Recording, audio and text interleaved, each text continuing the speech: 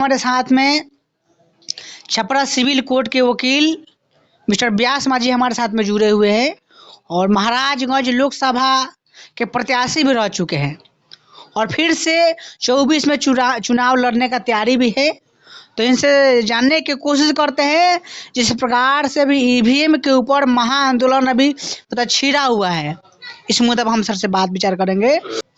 अभी के समय में जो भी लोग ईवीएम के खिलाफ बोल रहा है या प्रोटेस्ट कर रहा है, एडवोकेट भानु प्रताप जी को जिस प्रकार से ईवीएम के खिलाफ जो मोर्चा निकाले थे वो, तो उनको दिल्ली प्रशासन उनको प्रोटेस्ट कर लिया।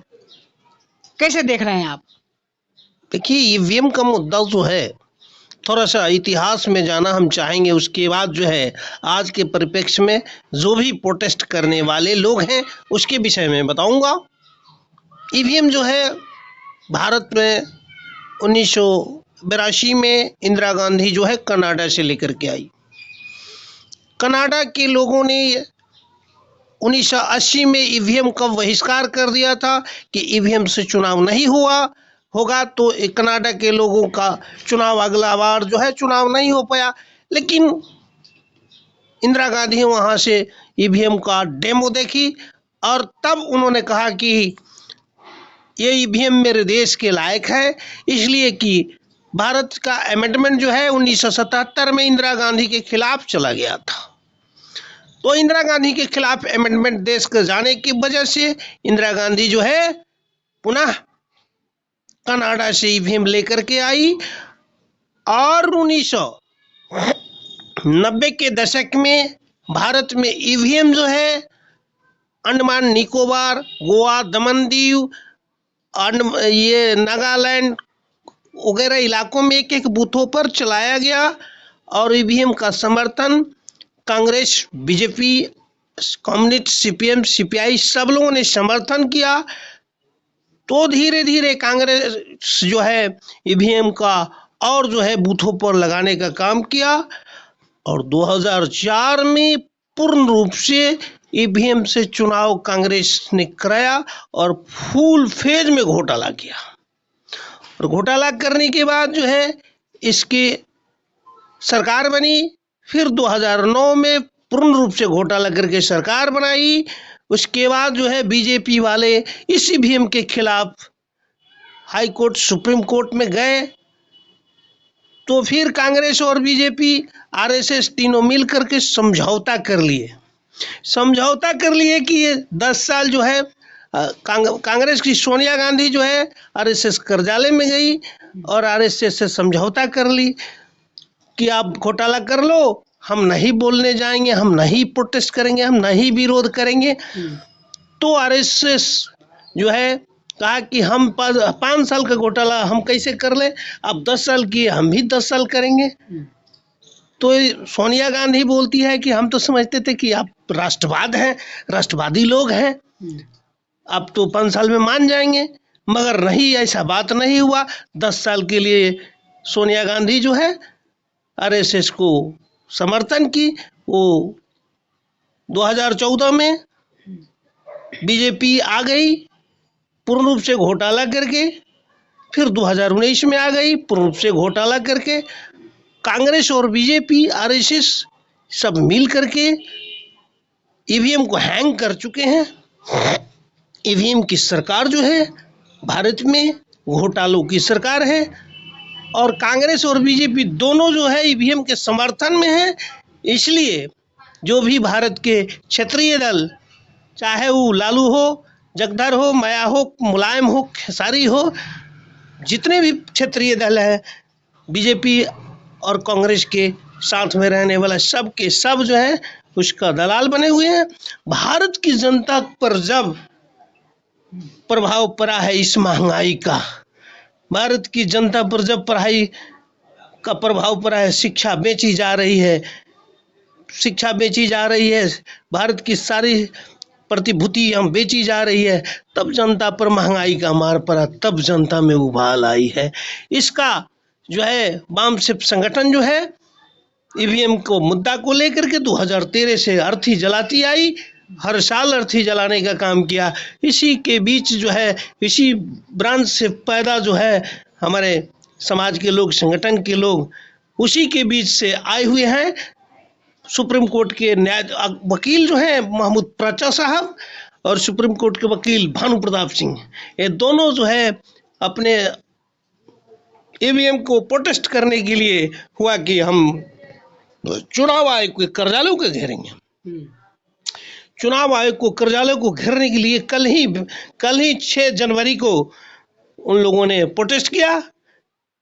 तो दिल्ली की सरकार नहीं, दिल्ली की पुलिस नहीं, ये जो है, ये आपको बताते हैं कि गृह मंत्रालय जो है, ये अमित शाह है, प्रधानमंत्री मोदी जो है, चाहे वो सोनिया गांधी, सारे लोग मिल करके इस ईवीएम के खिलाफ के प्रदर्शन को, प्रोटेस्ट को इन लोगों ने रोकने का काम किया। इसमें सभी लोग मिले हुए हैं। वो ईवीएम के खिलाफ वे लोग समर्थन में है, हम जो लोग खिलाफ करेगा उसको ये सब के सब जो है कस्टडी कर लेंगे ताकि ईवीएम का मुद्दा दबा जाए। जिस प्रकार से इलेक्शन कमीशन तो बोल रहे हैं ना सर कि ईवीएम हैक नहीं होता है, लेकिन इन लोग का कहना क्या है कि आप हमको 50 ईवीएम दो, मैं हैक करके दिखा रहा हूँ। उसके बाद में मतलब ये पूरा प्रक्रिया वो लोग जारी कर दिया। ये ईवीएम का जो इंजीनियर है मोहम्मद सुज्जा जो है 2014 में जो है ईवीएम घोटाला में के टीम का मोहम्मद सुजा भी था। सारे लोग जो है 20 आदमी थे, 20 आदमी लगभग 16-17 आदमी का मर्डर नरेंद्र मोदी ने करा दिया। मोहम्मद सुजा आज भी अमेरिका में है, यदि वो भारत में रहता तो उसकी भी मर्डर हो जाती। मोहम्मद सुजा जो है कितने ईवीएम के डेमो को जो है ना घोटाला करके दिखाया है, फिर भी भारत की सरकार जो है ईवीएम की सरकार है। ईवीएम घोटाला करके सरकार बनी, प्रधानमंत्री विदिन घोटाला का प्रधानमंत्री है। तो ईवीएम से जो बना हुआ है वो ईवीएम का विरोध बर्दाश्त करेगा? वो जो है प्रोटेस्ट करने वाले को दिल्ली में प्रोटेस्ट की जा रही है, तो दिल्ली में सारी मंत्रालय बैठी हुई है, सारे प्रशासन बैठे हुए हैं, सारे फोर्स बैठे हुए हैं, सीबीआई, ईडी, ये जितने भी हैं, जितने भी फोर्स हैं, सारे फोर्स वहाँ बैठे हैं, सब उससे जो है कस्टडी करा लेगा। तो सर ईवीएम के खिलाफ तो कहने के हर स्टेट में, हर जिला में उसका तो मोर्चा निकलना चाहिए ना।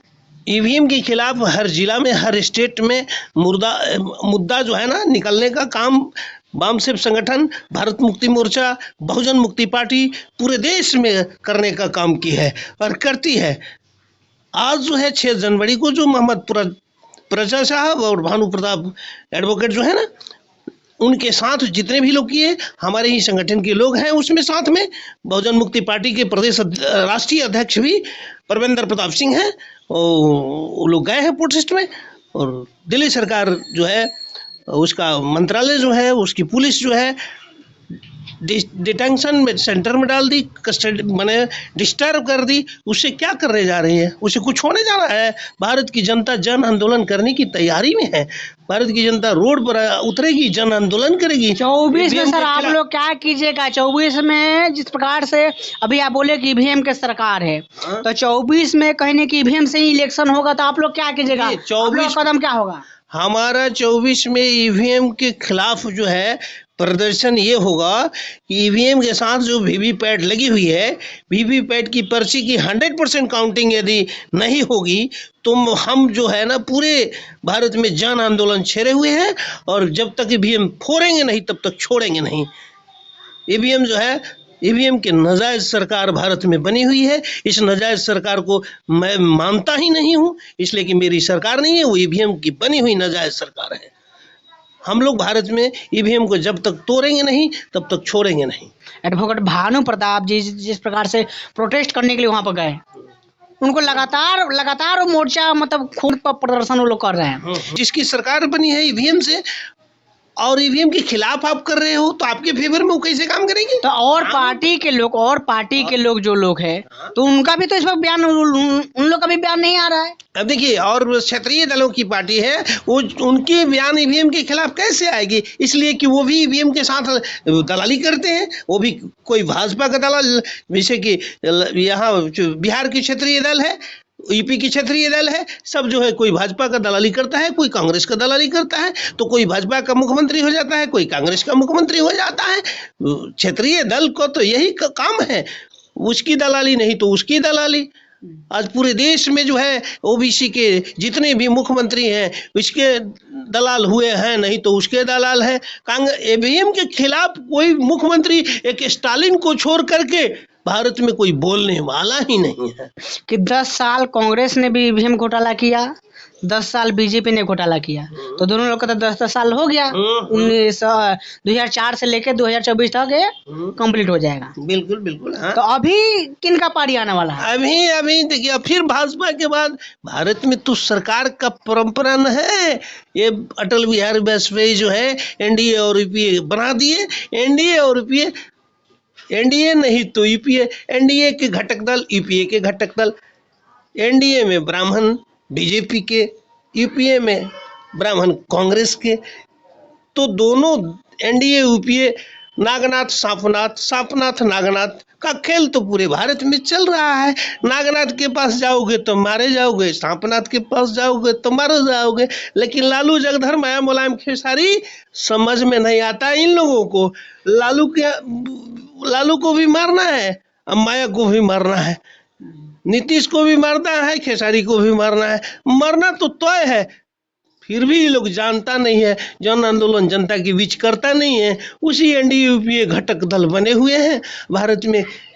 यही परंपरा है, जिसका कारण है, जिसका परिणाम है, जिसका रिजल्ट है कि एनडीए के आरएसएस के लोग जो है क्लिप बना कर रखते हैं, कटे की तरह सीडी बना कर रखे हुए हैं। दिखा देंगे वीडियो। इसलिए नीतीश कुमार चुप, इसलिए लालू प्रसाद चुप, इसीलिए मायावती चुप, इसीलिए चंद्रबाबू नायडू चुप, इसीलिए दुर्गा सोरेन चुप, इसीलिए स्टालिन चुप। नहीं तो भारत में 85 की सरकार बन जाएगी। कल यदि एक प्लेटफॉर्म पर आ जाए तो भारत में 85 की सरकार, भारत में मूल निवासी की सरकार, और अपनी दुख दर्द की दवा अपने खुद खोज लेगा। समस्या हमारी, समाधान अटल बिहारी की औलाद। अरे समस्या हमारी है तो समाधान हम ही ना ढूंढेंगे, हम ही ढूंढेंगे। इसलिए ईवीएम समस्या है। जब तक हम जो है गद्दी पर जाएंगे नहीं, political power is the power of की। पॉलिटिकल पावर जो है ना, राजनीतिक शक्ति जो है ना, सभी भाग रेखाओं की तला को खोलती है। तो जब तक हम जाएंगे नहीं वहाँ, तब तक हमारी भाग की तला खुल नहीं सकती है। इस चीज़ को हमारे लोग समझते नहीं है। हमारे जितने भी दबे कुचले लोग हैं, गरीब गुरबा लोग हैं, बेसहारा लोग हैं, नफरत फैलाने वाले से बचने वाले लोग हैं, वे लोग इस बात को समझ लें तो कल ही परिवर्तन हो जाए। हमारे साथ में सर जुड़े हुए थे। मैं ईवीएम के मुद्दा पर हम सर से बात विचार किए। पूरा बात आप लोग को कैसा लगा कमेंट करके अपना प्रतिक्रिया बताइए। वीडियो फेसबुक पेज पर देख रहे हैं, पेज को फॉलो कीजिए। यूट्यूब चैनल पर देख रहे हैं, चैनल सब्सक्राइब कीजिए। जय भीम, जय भारत।